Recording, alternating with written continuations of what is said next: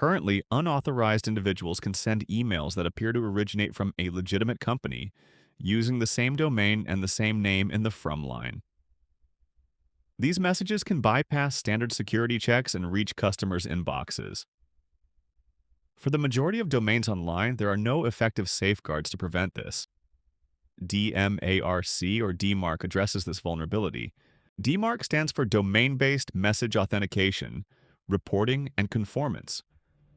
This protocol establishes a policy for a domain, instructing mail servers on how to handle messages that claim to originate from the domain, but fail authentication.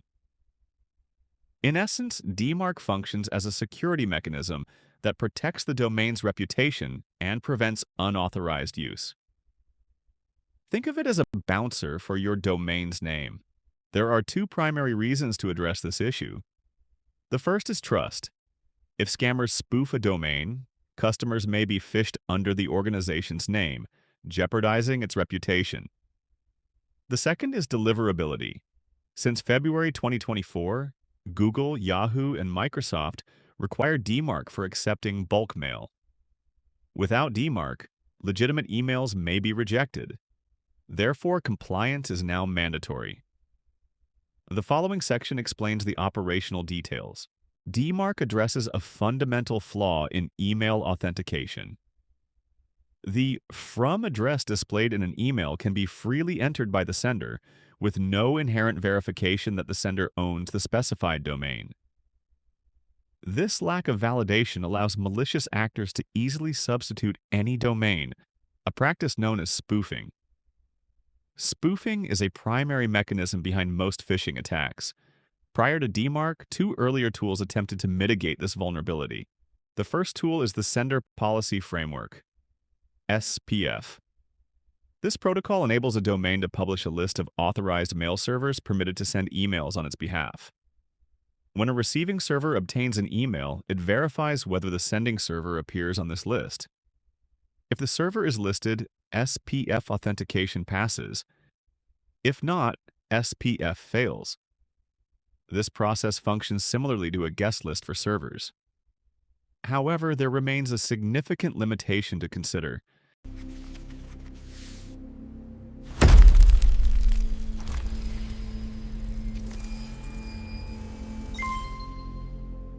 The second tool is Domain Keys Identified Mail, DKIM.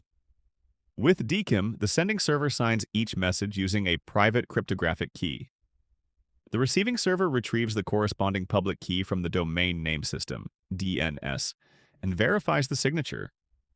If the signature is valid, DKIM authentication passes, indicating that the message has not been altered.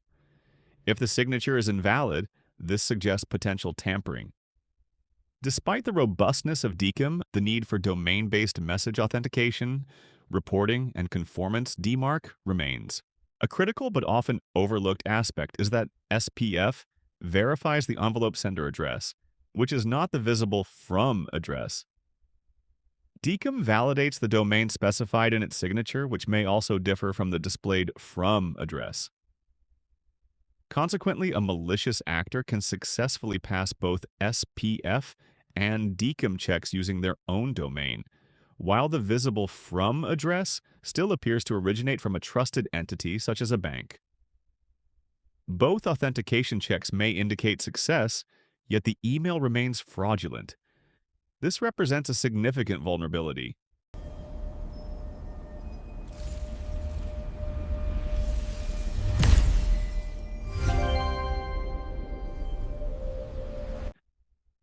DMARC introduces a critical rule known as alignment. This rule requires that the domain verified by SPF or DKIM matches the domain displayed in the visible from address. If SPF passes but the domain does not align with the from address, DMARC validation fails. The same principle applies to DKIM. To successfully pass DMARC, at least one of these authentication methods must both pass and align with the visible domain. Alignment offers two configuration settings. The relaxed setting, which is the default, allows subdomains to be considered a match. For example, mail.yourdomain aligns with your domain. In contrast, the strict setting requires exact domain matches. excluding subdomains. These settings are managed using two tags, ADKIM for DKIM and ASPF for SPF, with R indicating relaxed and S indicating strict. The relaxed setting is generally preferred.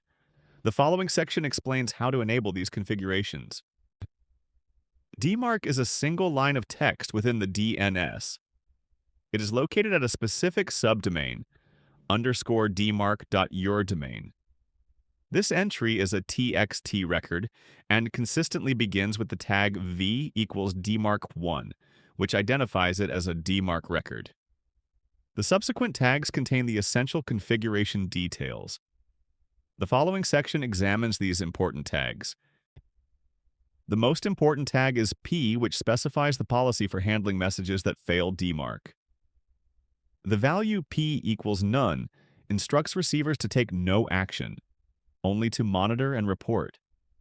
The value P equals quarantine directs messages to the spam folder, while P equals reject causes the message to be bounced and not delivered. The none policy enables monitoring, whereas quarantine and reject provide active protection.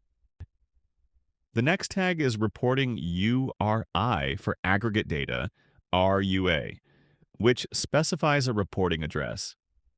This feature represents a significant capability of DMARC. Each day, receivers send a report detailing which entities are sending emails on behalf of your domain, including information on successful and failed authentication attempts. This visibility enables identification of all servers utilizing the domain, such as legitimate mail servers, third-party marketing tools, and unauthorized imposters. Enhanced visibility through RUA facilitates effective remediation of email authentication issues. Several additional tags are important to understand. PCT refers to percent and allows a policy to apply only to a portion of mail, which is useful for gradual, controlled implementation. SP denotes subdomain policy, enabling the specification of distinct rules for subdomains. RUF stands for forensic reports, which provide detailed per-message failure data, although fewer providers currently support this feature. These tags constitute the essential toolkit. The following section will examine an actual record. Reading from left to right, V equals DMARC1, indicating a DMARC record. P equals reject, which means failed messages are rejected. PCT equals 100, so the policy applies to all mail. RUA specifies the address for daily reports. ADKIM and ASPF both equal S, enforcing strict alignment for both. This configuration in a single line results in a fully secured domain that cannot be spoofed in the from field. Common mistakes include remaining at policy equals none indefinitely, which provides no protection and only monitors activity.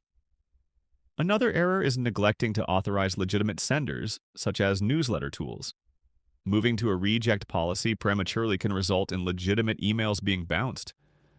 Forwarding emails can disrupt SPF, which is why DMARC allows DKIM alignment to preserve message delivery. Finally, it is important to review reports carefully before making policy changes. SPF and DKIM serve to authenticate email messages, while DMARC ensures alignment with the visible from address and enforces policy compliance. The recommended approach is to begin with a DMARC policy set to none, review the resulting reports, and address any issues with sender authentication. Subsequently, the policy can be escalated to quarantine and ultimately to reject, at which point unauthorized parties will be unable to send emails on behalf of the domain. For foundational knowledge, refer to the detailed breakdown of SPF and DKIM, which clarifies the DMARC configuration process.